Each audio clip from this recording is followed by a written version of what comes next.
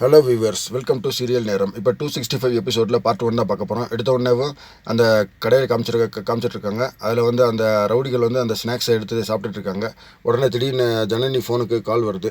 கால் வந்தோடனே அப்படியே அந்த ரவுடி எடுத்து பேச ஆரம்பிக்கிறான். சார் என் ஃபோனை கொடுங்க சார், அது ஏன் ஃபோன் சார் அப்படின்னு சொல்லி கடைக்காரன் ஃபோனை பேசி, யார் ஃபோனாக எடுத்தானடா குர்ரா பேசுகிறேன் அப்படின்னு சொன்னோன்னே, சார் கொடுங்க சார் என் ஃபோனை சொல்லி ஜனனி ஃபோனை எப்படியே பிடிங்கிடுறான். அப்போ தான் ஜனனிக்கு உயிரே திரும்ப வந்துருச்சு. எங்கே மாட்டிக்கிறோமோன்றது பயத்தில் இருந்திருக்காங்க.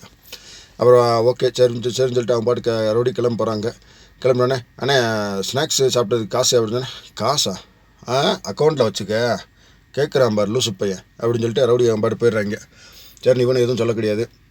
அப்புறம் அவங்க காரை விட்டு போனோடனே அப்படியே அந்த கடைக்காரன் சொல்கிறான், அந்த ரவுடி பசங்க போயிட்டாங்க, வாங்கக்கா நீங்கள் வெளில வாங்கக்கா, இப்போ எதுவும் பிரச்சனை இல்லை அப்படின்னு சொன்னோன்னே, ரொம்ப தேங்க்ஸ் தம்பி என்னை காட்டி கொடுக்காம இருந்ததுக்கு அப்படின்னா, ஏன்க்கா அந்த ரவுடி பசங்க ஏன் அவங்கள துரத்துறாங்க, உங்களுக்கு என்ன பிரச்சனை அப்படின்னு சொல்லி கேட்கும்போது, இல்லைப்பா அது ஒரு பெரிய கதை, அதெல்லாம் இப்போதைக்கு சொல்ல நேரம் இல்லை, நீ காப்பாற்றினது ரொம்ப நன்றிப்பா, நான் கிளம்புறேன்ப்பா, அவங்க சாப்பிட்டது கூட நான் ரூபா கொடுத்துட்றேன், நம்ம ஃபோன்பே நம்பர் சொல்ல பண்ணோன்னே, இல்லைக்கா உங்களுக்கு சார்ஜ் கம்மியாக இருக்குது பரவாயில்ல, நீங்கள் எப்போங்கக்கா நான் பார்த்துக்கிறேன் அப்படின்னு சொல்லிட்டான்.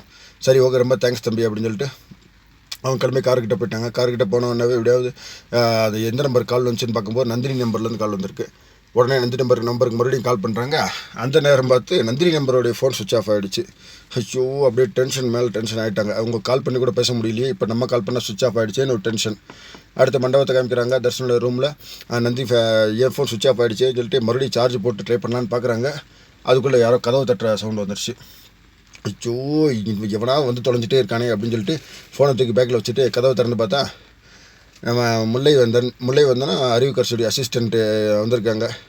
மேடம் ஜூஸ் எடுத்துக்கோங்க அப்படின்னு சொன்னோன்னே அவங்க தலையாட்டுறாங்க. பேசினா எதுவும் தெரிஞ்சிருமே அப்படின்னு சொல்லிட்டு வேணான்னு சொல்லி, இப்போ ஏன் இப்படி டிஸ்டர்ப் பண்ணுறீங்க, மேக்கப் போட்டுகிட்டே இருக்கீங்க, எந்நேரம் பார்த்தாலும் மேக்கப் போட்டுறேன், கொஞ்சம் ஜூஸ் எடுத்து அதை சாப்பிட்டுட்டு கொஞ்சம் ரிலாக்ஸாக போடுங்க மேடம், அதுக்காக தான் ஜூஸ் எடுத்துகிட்டு வந்தேன் அப்படின்னு சொல்லி முல்லை வந்தேன் சொல்ல, உடனே தர்ஷன் கோவப்பட்டு, ஏன் தான் இந்த மாதிரி பிரச்சனை பண்ணிகிட்ருக்கீங்க, இந்த மாதிரி நீங்கள் பிரச்சனை பண்ணிங்கன்னா நான் மேக்கப்பை போட மாட்டேன், ஒழுங்கு அந்த இடத்த விட்டு கிளம்புங்க அப்படின்னு சொன்னேன். முல்லை வந்தேன்னு சொல்கிறேன். என்ன தர்ஷா எப்போ பார்த்தா என்ன கோவப்படணும்னா மின்னல் வேகத்தில் கோவப்படுற, இல்லைனா அமைதியாக உட்காந்துருக்குற, என்ன பெருசாக இது சீன் காட்டுறியா அப்படின்னா, எல்லாத்தையும் இந்த மாதிரி பண்ண வச்சதே நீங்கள் தானே, இனிமேல் இந்த மாதிரி பண்ணிங்கன்னா நான் அந்த மேக்கப்பே போட மாட்டேன், நான் மாட்டுக்கு வெளில இருந்துச்சு போயிடுவேன் அப்படின்னு சொன்னேன்னா, சரி டென்ஷன் ஆகாத தர்ஷன்ப்பா, அமைதியாக இருப்பா அப்படின்னு சொன்னேன். நீ முதல்ல இந்த இடத்த விட்டு கிளம்புங்க, முதல்ல நான் கிளம்புறேன் அப்படி சொன்னேன். சரி ஓகே மேடம் இதனால எனக்கு உடனே கால் பண்ணுங்க அப்படின்னு சொல்லிட்டு, சரி ஓகே போய் சொல்லடா அப்படின்னு சொல்லிட்டு இது நந்தினி மனசில் நினைக்க அவனோட கதவை போனோன்னே கதவை அடைச்சிட்டு மறுபடியும் ஃபோன் எடுத்து ஜனனிக்கு கால் போட பார்க்குறாங்க. இந்த ஃபோன் வேறு சார்ஜ் ஆகி தொலைவே மாட்டேது, எரிச்சல் இல்லாமல் எப்படி தான் ஃபோன் பேசுகிறேன்னு ஒன்றும் தெரில, சார்ஜ் போட்டுகிட்டே தான் பேசணும் போல், சரி ட்ரை பண்ணி பாருங்கள் அப்படின்னு சொன்னோன்னே அப்படியே புலம்புறாங்க. எவனாவது ஒருத்தர் தொல்லை பண்ணிக்கிட்டே இருக்கேன், ஒரு ஃபோன் பண்ணி பார்த்தாலும் ஒன்றும் பண்ண முடியல, இப்போ ஏன் ஃபோன் வேறு கால் போக மாட்டேது, சுவிட்ச் ஆன் ஆக மாட்டேது, இப்போ சக்தி வேறு ஹாஸ்பிட்டலில் எந்த கண்டிஷனில் இருக்காருன்னு தெரில, இப்போ ரேணுகாவுடைய ஃபோனும் சுவிட்ச் ஆஃப் ஆகிடுச்சு, என்ன பண்ணுறேனே ஒன்றும் தெரியல, எப்படியாவது அவங்களுக்கு மெசேஜ் பாஸ் பண்ணணுமே அப்படின்னு சொல்லி என்ன வழிகள் அப்படின்னு சொல்லி யோசிச்சுட்டே இருக்காங்க. அந்த சீன் அதோட கட் பண்ணிட்டு அப்படியே அடுத்து அங்கே அந்த பார்கவி அந்த ஜீவானந்தத்தை குண்டு எடுத்தாங்களோ அந்த லொக்கேஷனை காட்டினோடனே அந்த மிலிட்ரி ஆஃபீஸர் ஒரு சேரில் உட்காந்துருக்காரு, கட்டில் பார்கவி படுத்திருக்கா. அப்படியே பார்கவி திடீர்னு கண்ணு முடிச்சு எழுந்து பார்க்கும்போது ஜீவானந்தம் ரிலாக்ஸாக உட்காந்துருக்காரு. உடனே எழுந்து ஷாக் ஆகிட்டு, என்ன சார் உங்களுக்கு சரியாயிடுச்சிங்களா, என்ன சார் உங்களுக்கு சரியாச்சு சார் அப்படின்னா, நீ தான்ப்பா சரி பண்ணிட்டியே அப்படின்னு சொல்லி ஜீவானந்தம் சொல்ல, அப்போ தான் பார்கவிக்கு கொஞ்சம் ரிலாக்ஸ் ஆகிடுச்சு. சரி ஓகே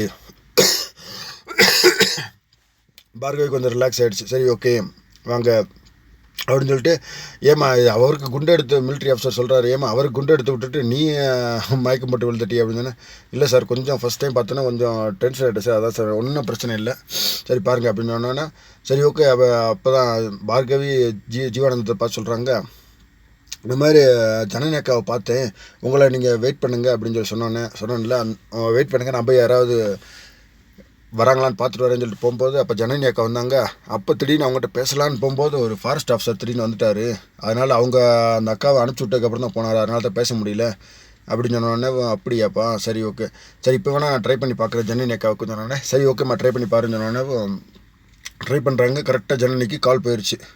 கால் போனோன்னே இந்த மாதிரி அக்கா நான் பார்கவி பேசுகிறேன் அப்படின்னு, பார்கவி நானும் பெரிய இடத்துல தான் இருக்கேன், நீங்கள் எங்கேம்மா இருக்கீங்க, உங்களை நான் தேடி நான் பார்த்துட்டு எந்த இடத்துலையும் கிடைக்கவே இல்லை அக்கா, நீங்கள் கவலையப்படாதீங்க, உங்களை நான் பார்த்தேங்க, அந்த இடத்துல நீங்கள் ஃபாரஸ்ட் ஆஃபீஸர் வந்துட்டார், அதனால் நான் மறுபடியும் நீங்கள் போனோடனே பின்னாடி உங்களை அக்காக்கான்னு கூப்பிட்டேன், பட் உங்களை கேட்கவே இல்லை, நீங்கள் போயிட்டீங்க, சரி ஒன்றும் பிரச்சனை இல்லைக்கா, நான் இப்போ உடனே உங்களுக்கு ஒரு லொக்கேஷன் ஷேர் பண்ணுறேன், அந்த லொக்கேஷனுக்கு வாங்க, நான் இங்கே தான் இருக்கோம் அப்படின்னு சொன்னோடனே சரி ஓகே இப்போ சீக்கிரம் ஷேர் பண்ணி சொன்னோடனே சரி ஓகே சொல்லி ஃபோனை வச்சிடுறாங்க. சீக்கிரம் அவங்க லொக்கேஷனை ஷேர் பண்ணுறாங்க. ஷேர் பண்ணோடனே சரி ஓகே லொக்கேஷன் ரீச் ஆக மாட்டேன்னு சொன்னோடனே அந்த மிலிட்ரி ஆஃபீஸர் சொல்கிறாரு, இது வந்து ஃபாரஸ்ட் ஏரியாமா, கொஞ்சம் நெட்ஒர்க் அப் டவுன் ஆகிட்டு தான் இருக்கும், ட்ரை பண்ணிகிட்டே இருங்க போயிடும் அப்படின்னு சொன்னோன்னே சரி நெட்ஒர்க்கு அவங்க மெசேஜ் போட்டுகிட்டே இருக்காங்க. போனோன்னே கொஞ்ச நேரம் கழிச்சு மெசேஜ் போயிடும்னு ஒரு நம்பிக்கையில் எங்கிட்ட நடந்துகிட்ருக்காங்க. கொஞ்ச நேரம் கழிச்சு பார்த்தா ஜனனி அக்காவுக்கு அந்த டபுள் டிக் ஆகிடுச்சுன்னு சொல்லி ஜீவானந்தத்திட்ட அவங்க சொல்கிறாங்க. சார் மெசேஜ் ரீச் ஆச்சு அப்படின்னா கவலைப்படாமல் எப்படியா வந்துடுவாங்க, ஆனால் அவங்க இன்னும் பார்க்கவே இல்லை அப்படின்னு சொன்னோன்னே எப்படியாவது பார்த்துருவாங்க வந்துடுவாங்க அப்படின்னு சொன்னோன்னே ஜனனிக்கு மெசேஜ் ரீச் ஆகிடுச்சு. ஓகே இதோடய பார்ட் 1 முடிஞ்சிருச்சு. இன்னும் அடுத்து அவங்க மெசேஜ் ரீச் ஆனதுக்கப்புறம் அவங்கள போய் காப்பாற்ற போனாங்களா இல்லை இடையில தடங்கள் எதுவும் வந்துச்சா என்ன ஏது அப்படின்றத அடுத்த பார்ட் 2ல் சொல்கிறேன், என்ன நடந்துச்சு எது நடந்துச்சு அப்படின்றது. இந்த வீடியோ உங்களுக்கு பிடிச்சிருந்தா லைக் பண்ணுங்கள், கமெண்ட் பண்ணுங்கள், ஷேர் பண்ணுங்கள். இதில் ஏதாவது இம்ப்ரூவ்மெண்ட் பண்ணணும், இல்லை இந்த மாதிரி பண்ணணும் அந்த மாதிரி பண்ணணும் அப்படின்னா எனக்கு கண்டிப்பாக ஒரு கமெண்ட்ஸில் கமெண்ட் கொடுங்க. Thank you so much for all.